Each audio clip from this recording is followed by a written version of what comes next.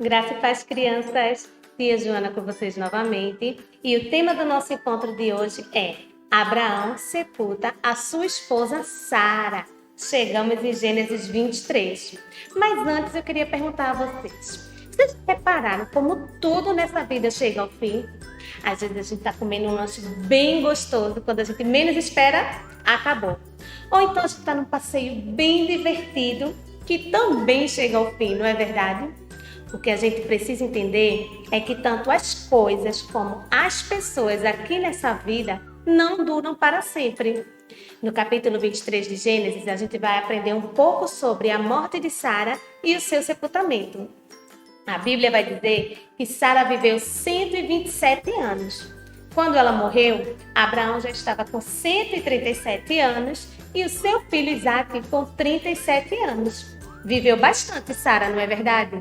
Mas a sua vida também chegou ao fim. Quando a gente perde alguém que a gente ama muito, o primeiro sentimento que nos vem é a tristeza, não é verdade? Se você já passou por isso, você sabe do que eu estou falando.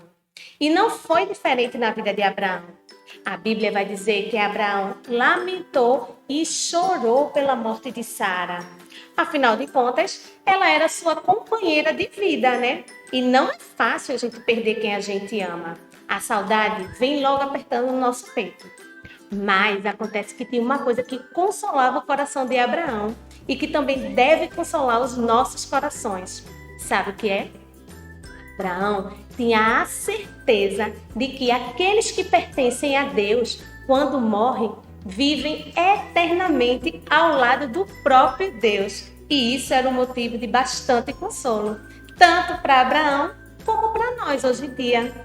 Às vezes a gente pensa naquela pessoa que a gente gostava de conversar, gostava de estar perto, e quando a tristeza vem pensando em fazer morada no nosso coração, a gente lembra que aqueles que pertencem a Deus, ainda que morram, viverão. Mas como assim, tia Joana? Morre e vive? Tá meio confuso isso aí, né? Não, porque o que morre é o nosso corpo aqui nessa terra, o nosso corpo perecível. Mas o nosso espírito, ele vive para sempre ao lado do nosso Deus. Sabe por que eu sei disso? Porque lá em João 11:25, o próprio Jesus falou isso para os seus seguidores. Ó, lá está escrito assim, vê se dá para vocês verem daí de cá. Declarou-lhe Jesus: eu sou a ressurreição e a vida. Quem crê em mim, ainda que morra, viverá. João 11:25. Exatamente. Aqui, Jesus estava se referindo exatamente à vida eterna. A gente sabe que aqui nesse mundo é uma vida passageira, né? Como eu disse no início, vai chegar ao fim. Mas que após a nossa morte aqui, nós vamos viver eternamente ao lado do nosso Deus. Então, isso foi o que aconteceu com Sara. Abraão tinha certeza disso. E após aquele primeiro momento que é de tristeza e de luto, né, que todos nós passamos, Abraão começou a organizar as coisas que ele ia precisar para o sepultamento da sua esposa. Se você acompanhou os episódios anteriores, você vai saber que Abraão ele era nômade, né? Aquelas pessoas que vivem se mudando e que habitavam em tendas. Então, Abraão não tinha uma caverna para sepultar sua esposa. Naquela época, as pessoas eram sepultadas numa caverna. Então, Abraão se preocupou. Ele foi conversar logo com a sua vizinhança, que não pertencia ao povo de Deus, pedindo para que eles pudessem ceder uma caverna para que ele sepultasse a sua esposa Sara. Sabe o que a vizinhança respondeu para Abraão?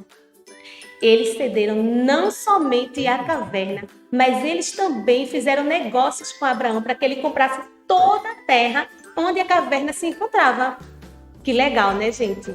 Sabe o que a gente aprende aqui? A gente aprende que Abraão ele tinha o respeito das pessoas que estavam ao redor dele, mesmo essas pessoas não sendo servos de Deus. A Bíblia vai dizer que esse povo chamava Abraão de príncipe do Senhor. Veja como Abraão dava bom testemunho diante daquele pessoal. A mesma coisa deve acontecer na nossa vida. Se a gente estiver na escola, se a gente estiver na pracinha, se a gente estiver na nossa rua brincando, é importante que as pessoas vejam Cristo na nossa vida e que a gente seja conhecido como verdadeiros servos do Senhor. Aí eu pergunto para vocês, se Abraão se comportasse mal com a sua vizinhança, se ele destratasse as pessoas, se ele fosse grosseiro, vocês acham que no momento que ele precisou, as pessoas iam querer fazer negócios com ele? Sim ou não? Eu acho que não, né? Mas devido ao bom comportamento de Abraão, ele fez um negócio com o povo de Éter e pôde fazer o sepultamento da sua esposa Sara. Viram como é importante, crianças, a gente ter um bom testemunho diante da sociedade? Pois é, aqui em Gênesis 23 eu queria destacar 2 ensinamentos. O primeiro é exatamente esse, de dar bom testemunho onde quer que a gente esteja.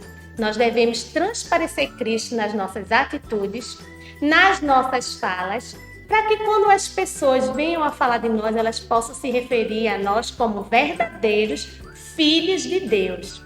E o segundo ensinamento que eu queria deixar é exatamente o versículo que eu declarei para vocês, que está escrito lá em João 11:25, que diz que aqueles que creem em Deus, ainda que morram, viverão. E para que isso fique bem fresquinho na nossa memória, a gente vai declarar esse versículo, tá? Primeiro eu vou falar novamente para vocês, depois vocês vão fazer sozinhos, tá? Então, primeiro sou eu. Declarou-lhe Jesus: quem crê em mim, ainda que morra, viverá. João 11:25. Agora eu quero que só as meninas que estão em casa declarem o versículo. As mamães também, tá? Vamos lá no 3. 1, 2, 3.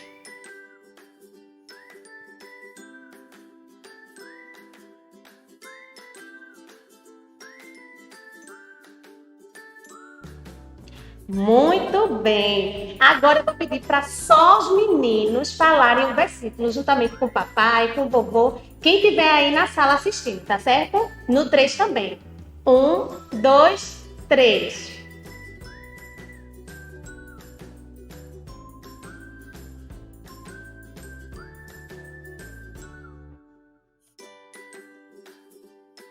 Vamos falar junto agora pela última vez?